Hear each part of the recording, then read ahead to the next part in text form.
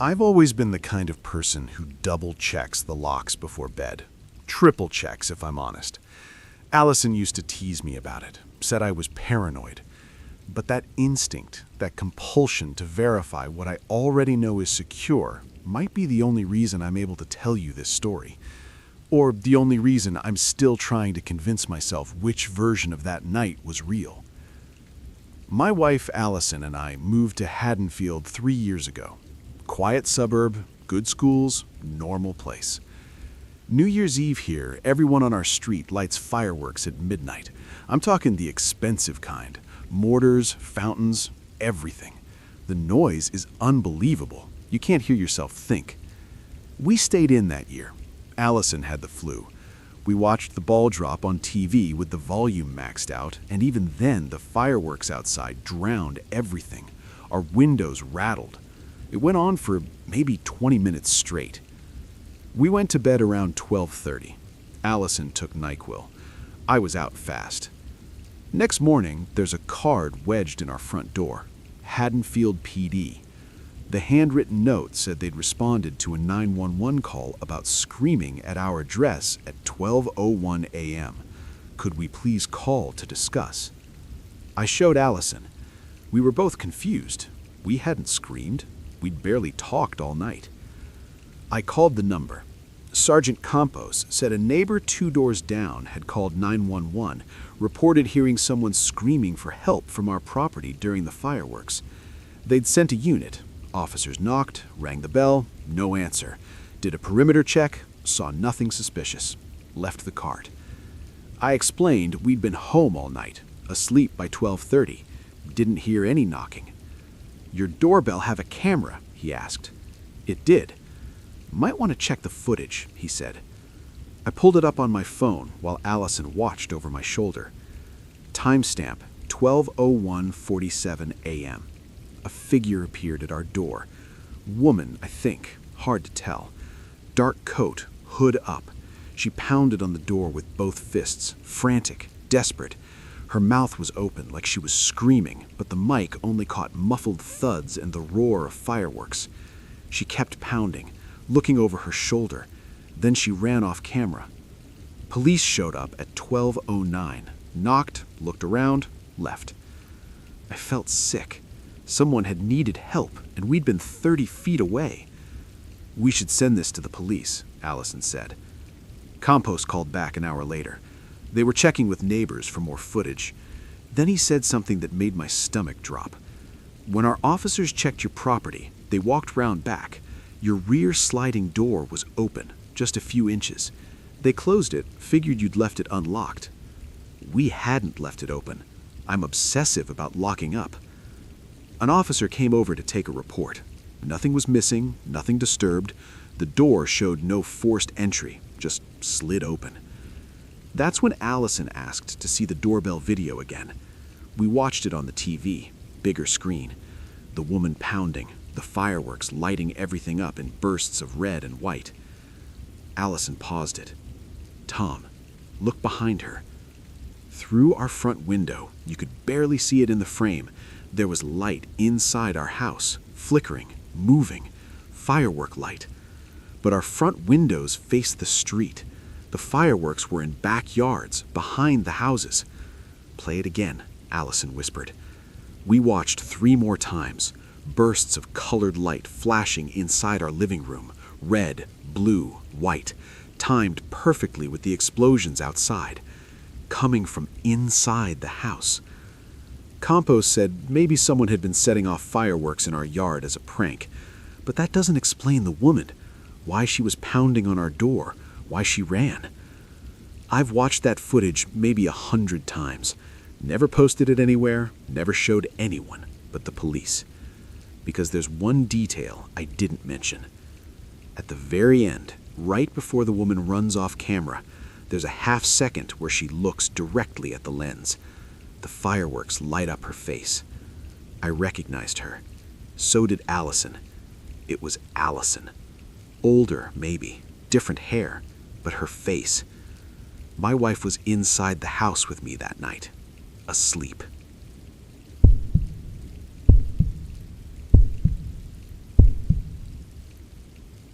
I've worked the overnight desk at the Riverside Inn in Toledo for 3 years.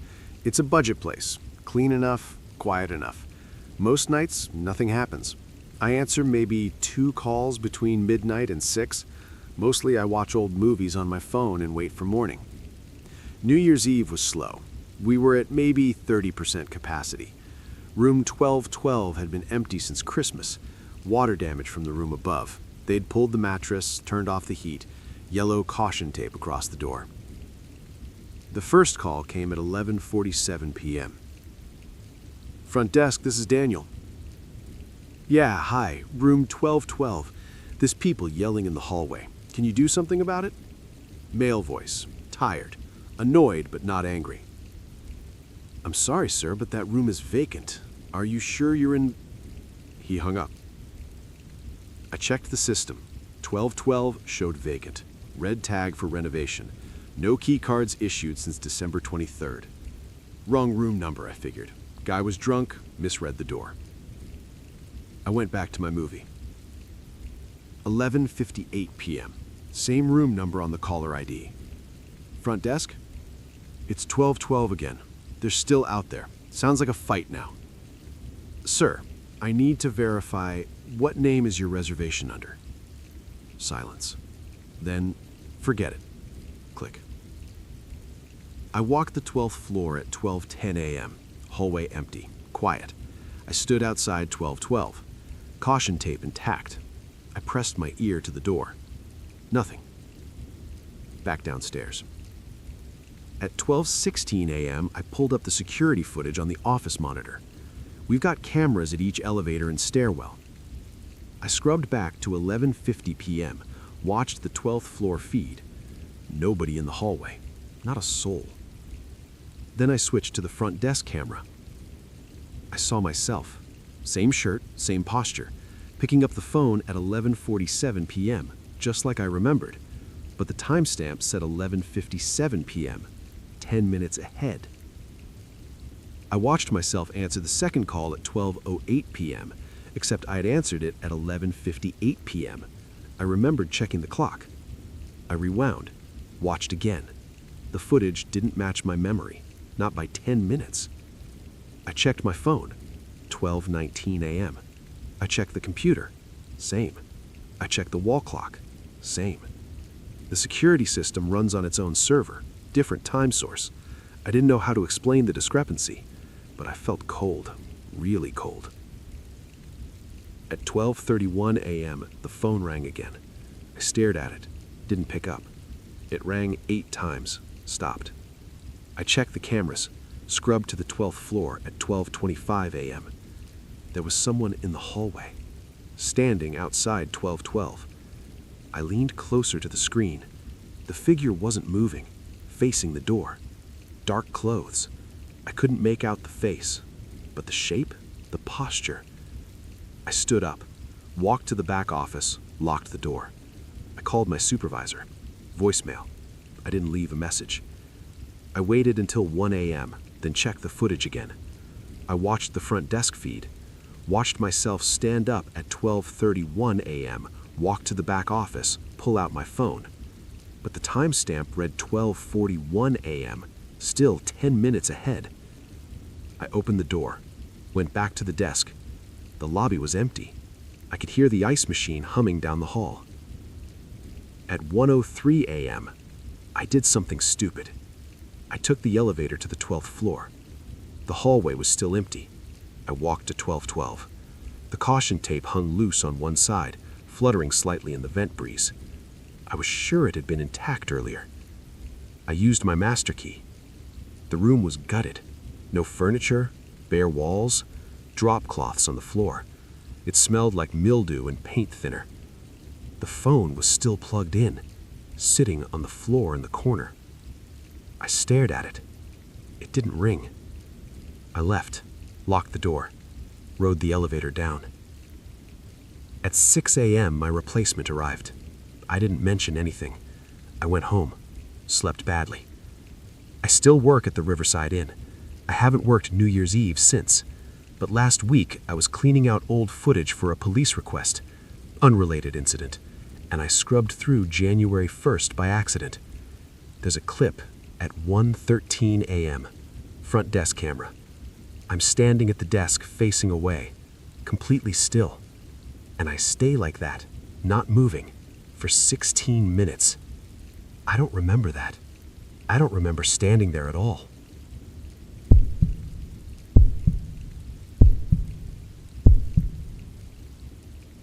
I've been cleaning hotels for 12 years. You see a lot of weird things, but you learn not to ask questions. January 1st, 2019, I got called in early. Holiday pay, they said. Just one floor that needed attention before the renovators came back. The 5th floor had been closed since November. Whole thing was being redone. New carpets, new paint, everything. I remember because they'd moved all our supplies, and it was a pain hauling stuff up extra flights. My supervisor met me in the lobby. She looked tired. Just do a quick sweep of 5, make sure it's ready for contractors Monday.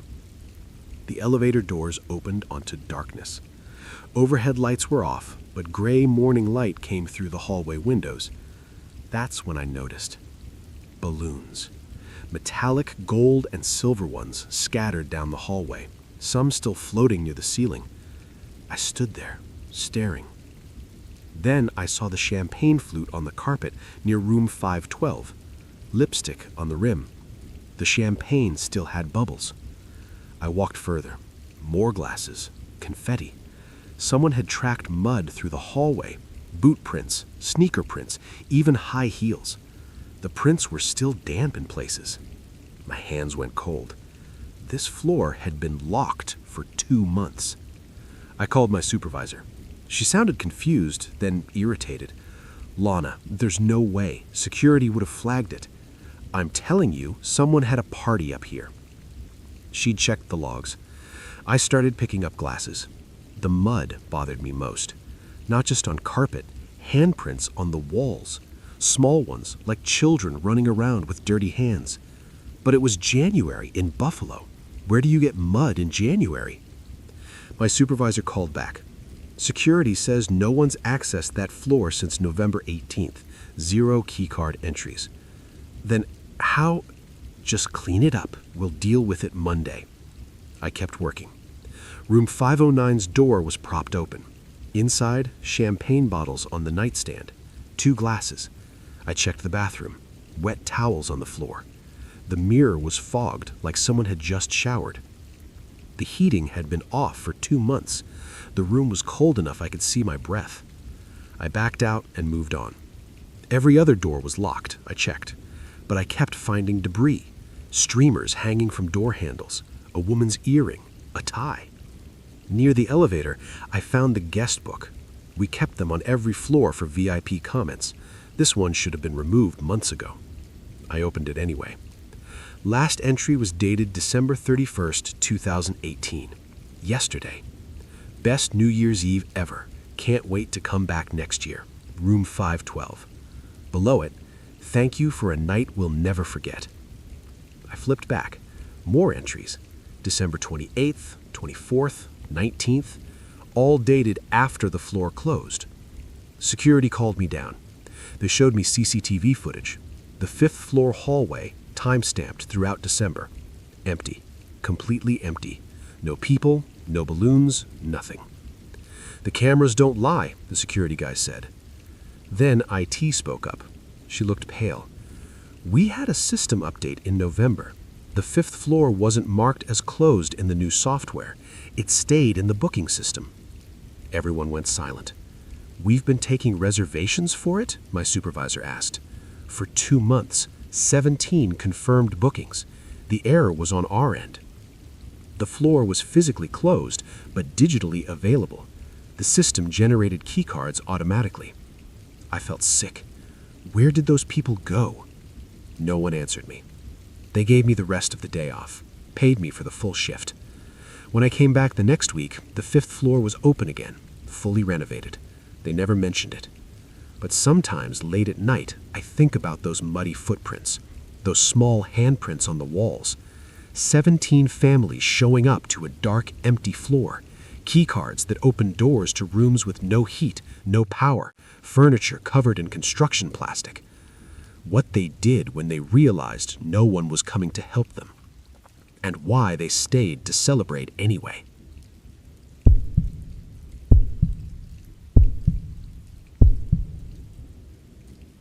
I've been driving for ride-share apps in Sacramento for 3 years now. I've seen drunk college kids, cheating spouses, people going to the hospital at 2 a.m.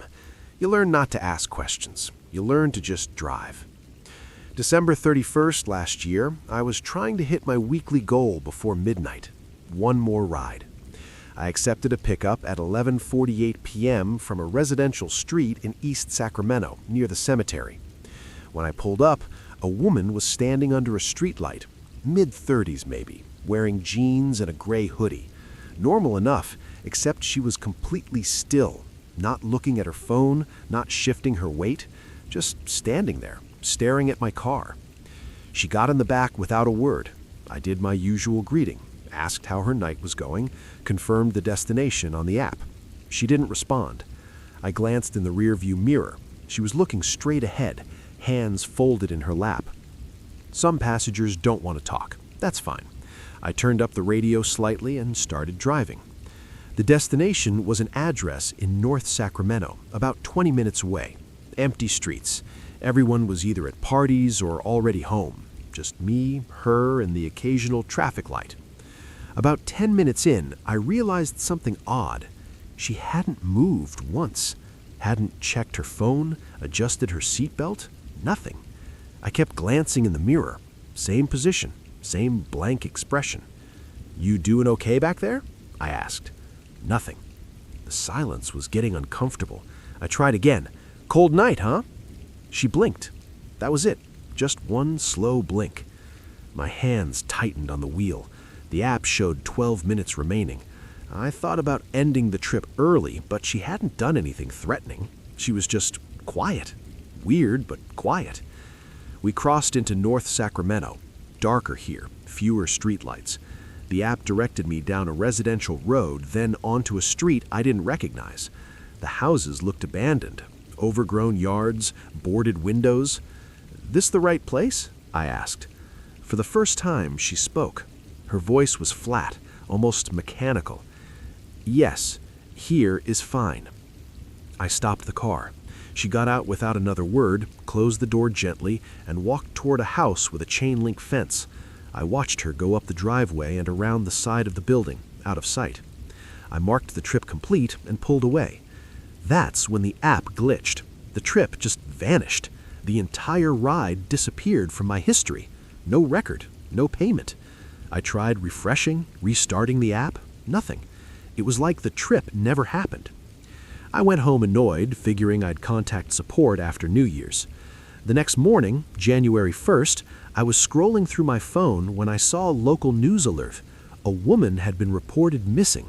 Last seen getting into a rideshare vehicle on December 31st at 11:48 p.m. near the cemetery in East Sacramento. My stomach dropped. They show her picture. Gray hoodie, mid-30s. It was her. But that didn't make sense. I dropped her off. She walked away. I saw her. I called the police immediately and told them everything. They took my statement, checked my app, my GPS history. But here's the thing. There was no record, no trip, no GPS data from that route. It was like I'd driven straight home from my second to last ride. The police said they'd follow up. They never did. I drove out to that address in North Sacramento the next week, during the day this time.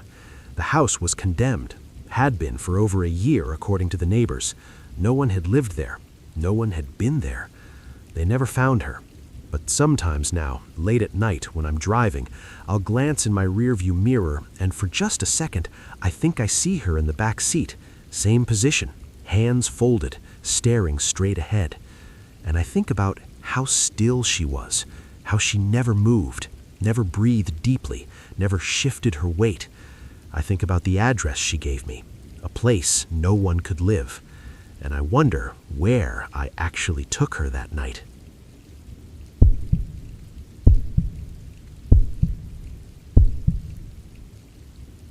I've been an EMT in Cleveland for 6 years. I've seen plenty that keeps me up at night, but nothing like what happened on New Year's Eve 2019. I was working the overnight shift, which meant I'd be bringing in the new year in the back of an ambulance. Around 11:59 p.m., dispatch patched through a call. The line quality was terrible, crackling like someone crumpling paper near the receiver. "This is Ryan Holt, badge E7342, right?" The voice was male, breathless. I need EMT Ryan Holt." My stomach dropped. Callers don't know our names. They don't know badge numbers. "Sir, this is Ryan. What's your emergency?" "I'm having chest pain. Left arm numb. I think it's my heart." Standard heart attack presentation. I started getting details, but he kept interrupting himself. "You need to come now, Ryan. You specifically. Badge E7342. You'll understand when you get here." Dispatch gave me the address, a residential street in Old Brooklyn I knew fairly well. When we arrived, it was a 2-story house with boarded windows, clearly abandoned. My partner Jessica radioed it in while I approached. The front door hung open. "Cleveland EMS," I called out. Nothing. We searched the first floor with flashlights. Newspapers dated 2011. Furniture covered in dust. No signs of recent entry. No patient. Upstairs was worse. Water damage, collapsed ceiling sections, black mold everywhere. Nobody had lived there in years. Back at the rig, dispatch confirmed the call came from the landline inside that house, a landline the city had scheduled for disconnection that very night at midnight. "That's impossible," Jessica said. "Who called?" I didn't have an answer. 2 days later, I was reviewing the incident report when I noticed something in the call log timestamp. The 911 center recorded the call at 12:06 a.m., not 11:59 p.m. I'd received it 7 minutes after midnight, 7 minutes after the line was supposed to be dead. 7 minutes after the line was supposed to be dead. I requested the audio. When dispatch sent it over, I listened 3 times with headphones. The voice was clear enough, but underneath there was something else, a rhythmic sound, beeping. It took me an hour to place it. It was a heart monitor, the kind we use in ambulances. I started digging. The address had a history. In 2011, a man named Thomas Crane died there of a heart attack. He'd called 911, but the responding EMT made a critical error in treatment. The patient died en route. I found the incident report. The EMT's name was on it. That wasn't me. I didn't start until 2013. But the badge number listed was E7342. They'd reissued it. My badge number used to be someone else's, someone who made a mistake, someone who probably still thinks about it. Here's what I can't explain. I pulled my call history from that night. My phone shows I answered the dispatch at 11:59 p.m., just like I remembered. But the 911 center system, which is supposed to be the authoritative record, shows 12:06 a.m. Both timestamps can't be right. Jessica remembers arriving just after midnight. I remember checking my watch in the house, 12:07 a.m. So when exactly did I receive that call?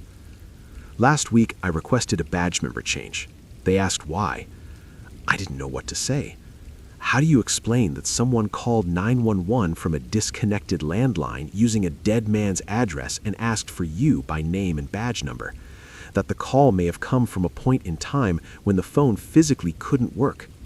That you can't shake the feeling you were meant to be there on that specific night at that specific moment, but you still don't know why?